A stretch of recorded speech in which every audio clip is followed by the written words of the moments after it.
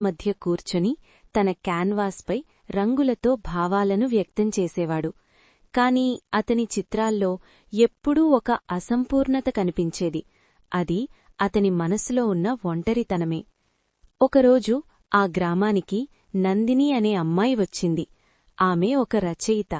నిశ్శబ్దాన్ని ఇష్టపడే ఆమె కొత్త కథ కోసం ఆ పర్వత ప్రాంతానికి వచ్చింది. ఒక ఉదయం ఆదిత్య చిత్రాలు వేస్తున్నప్పుడు ఆమె అతన్ని గమనించింది. అతని చిత్రాల్లోని భావాలు ఆమెనాకర్షించాయి. నీ చిత్రాల్లో ఏదో చెప్పని కథ ఉంది అని నందిని అతంతో మాట్లాడింది. ఆ మాటలు ఆదిత్య హృదయాన్ని తాకాయి. ఆ రోజునుండి వారు తరచూ కలుసుకోవడం ప్రారంభించారు. ఆదిత్య తన రంగులతో కథలు చెబుతుంటే నందిని తన పదాలతో ఆ భావాలను పూర్తిచేసేది. వారి అనుబంధం క్రమంగా ప్రేమగా మారింది. పర్వతాల మధ్య చల్లని గాలిలో ఒకరోజు ఆదిత్య తన ప్రేమను వ్యక్తం చేశాడు. నా ప్రతి చిత్రానికి నువ్వే ప్రాణం అని అన్నాడు. నందిని చిరునవ్వుతో నీతోనే నా కథ పూర్తి అవుతుంది అని అంగీకరించింది. వారి ప్రేమ ఎంతో ప్రశాంతంగా సాగింది. ఒకరినొకరు అర్థం చేసుకుంటూ కలలు కట్టుకుంటూ రోజులు గడిచాయి. కాని ఒకరోజు నందిని తన జీవితంలో ఒక ముఖ్యమైన నిజాన్ని చెప్పింది. అది ఆమెకు నగరంలో పెద్ద అవకాశం వచ్చిందని, అక్కడికి వెళ్లాల్సి ఉంటుందని. ఈ విషయం విన్న ఆదిత్య మనసు దిగులుతో నిండిపోయింది. అతను ఆమెను ఆపాలనుకున్నాడు. కాని ఆమె కలలను ఆపడం అతనికి సాధ్యం కాలేదు. నీ కలలు నెరవేరాలి, అదే నాకు ఆనందం అని అతను చెప్పాడు. కాని అతని కళ్లలోని బాధ దాచలేకపోయాడు. విడిపోవాల్సిన రోజొచ్చింది. పర్వతాల మధ్య చివరిసారి వారు కలుసుకున్నారు. నువ్వు వేసిన ప్రతి చిత్రంలో నేనుంటాను అని నందిని కన్నీళ్లతో చెప్పింది. ఆదిత్య ఆమెకొక చిత్రాన్నిచ్చాడు. అది వారిద్దరీ కలిసి ఉన్న ఒక అందమైన దృశ్యం. సంవత్సరాలు గడిచాయి. నందిని ఒక ప్రసిద్ధ రచయితగా మారింది. కాని ఆమె ప్రతి కథలో ఒక చిత్రకారుడి ప్రస్తావన ఉండేది. అదేవిధంగా ఆదిత్య కూడా ఒక గొప్ప కళాకారుడిగా ఎదిగాడు. అతని ప్రతి చిత్రంలో ఒక అమ్మాయి ప్రతిబింబించేది. ఒకరోజు ఒక ఆర్ట్ ఎగ్జిబిషన్లో వారు మళ్లీ కలుసుకున్నారు.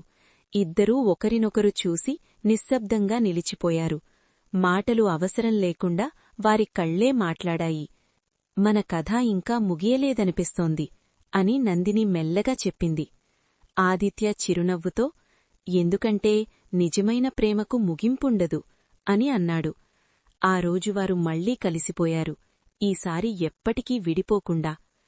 ఇది ఒక ప్రేమకు చిన్న పట్టణంలో కిరణ్ అనే యువకుడుండేవాడు. అతనొక స్కూల్ టీచర్. చాలా సాదాసీదా జీవితం గడిపే అతనికి పిల్లలతో గడిపే సమయం ఎంతో ఆనందాన్నిస్తుండేది.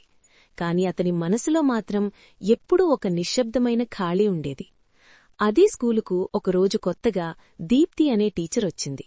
ఆమె చాలా ఉత్సాహంగా చిరునవ్వుతో అందరితో కలిసిపోయే స్వభావం కలిగిన అమ్మాయి. మొదటిసారి ఆమెను చూసిన క్షణమే కిరణ్ హృదయం ఒక్కసారిగా మారిపోయింది. మొదటి చిన్న పరిచయం, తర్వాత స్నేహం.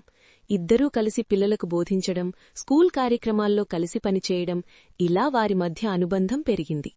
దీప్తి నవ్వు కిరణ్ జీవితాన్ని వెలిగించింది. అతను కూడా ఆమెతో ఉన్నప్పుడు తనలోని నిజమైన ఆనందాన్ని కనుగొన్నాడు. కొద్దికాలానికే కిరణ్ తన ప్రేమను అర్థం చేసుకున్నాడు. కాని చెప్పడానికి భయపడ్డాడు. ఆమెను కోల్పోతాననే భయం అతన్ని ఆపేసింది. కాని ఒకరోజు స్కూల్ ఆవరణలో పిల్లలు ఆడుకుంటున్న సమయంలో అతను ధైర్యం చేసి తన మనసులోని భావాలను చెప్పాడు. నువ్వు నా జీవితంలోకి వచ్చిన తర్వాత ప్రతిరోజూ ఒక పండుగలా అనిపిస్తోంది అని అన్నాడు. దీప్తి కొద్దిసేపు నిశ్శబ్దంగా నిలబడి తర్వాత మెల్లగా చిరునవ్వింది.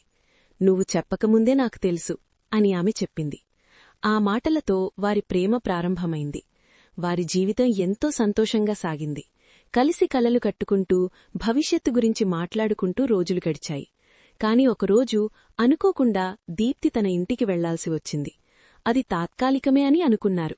కాని ఆ ప్రయాణం తర్వాత ఆమె తిరిగి రాలేదు.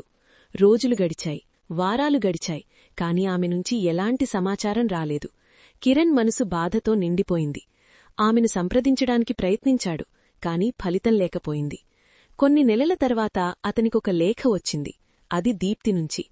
ఆ లేఖలో ఆమె ఇలా రాసింది: నిన్ను వదిలి వెళ్లడం నాక్కూడా చాలా బాధగా ఉంది. కాని నా కుటుంబ పరిస్థితులు నాకు మరో మార్గం ఇవ్వలేదు. నిన్ను మరచిపోలేను, కాని నీ జీవితాన్ని ఆపకూడదని నేను నిర్ణయించుకున్నాను. నువ్వు ఎప్పుడూ సంతోషంగా ఉండాలి. ఆ లేఖ చదివిన తర్వాత కిరణ్ కళ్లలో కన్నీళ్లు ఆగలేదు. కాని అతను అర్థం చేసుకున్నాడు. ప్రేమ అనేది కేవలం కలిసుండటం మాత్రమే కాదు, ఒకరి సంతోషం కోసం త్యాగం చేయడం కూడా. సంవత్సరాలు గడిచాయి. కిరణ్ ఇప్పటికీ అదే స్కూలులో పిల్లలకు బోధిస్తున్నాడు. కాని ప్రతి సంవత్సరం ఒక ప్రత్యేకమైన రోజు అతనా లేఖను తీసి మళ్లీ చదువుతాడు. ఆ రోజు అతను చిరునవ్వుతాడు, కన్నీళ్లు పెట్టుకుంటాడు. కాని ఒక విషయం మాత్రం ఎప్పటికీ మారదు: దీప్తి మీద అతని ప్రేమ. ఇదొక ముగిసిన కథ కాదు, ఇది నిశ్శబ్దంగా హృదయంలో కొనసాగుతున్న ప్రేమ యొక్క గాథ.